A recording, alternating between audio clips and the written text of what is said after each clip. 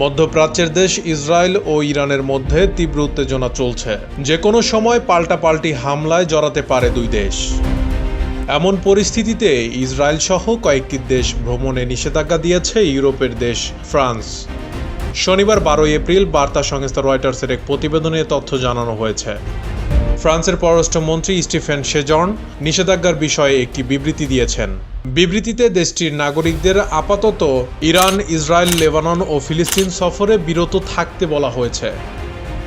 এছাড়া ইরানের ফ্রান্সের রাষ্ট্রদূত তাদের পরিবারের সদস্যদের দ্রুত তেহরান ছাড়ার নির্দেশ দিয়েছে দেশটি।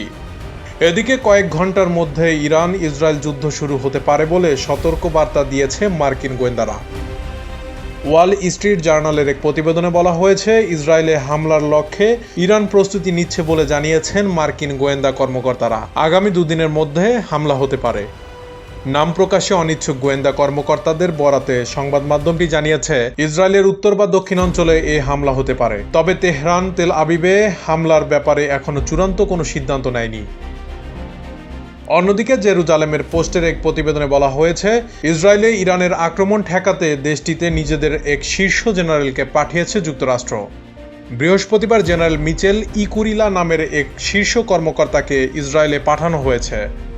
নিউ ইয়র্ক টাইমের এক প্রতিবেদনে বলা হয়েছে, জেনারেল মিচেল কুরিলা মার্কিন সশস্ত্র বাহিনী সেন্টকমের 15তম কমান্ডার। নাম প্রকাশে অনিচ্ছুক একটি মার্কিন সূত্র জানিয়েছে, জেনারেল মিচেল কুরিলা ইসরায়েলে ইরানের সম্ভাব্য আক্রমণের বিপরীতে প্রতিরক্ষা কৌশল নির্ধারণে সহায়তা করবেন।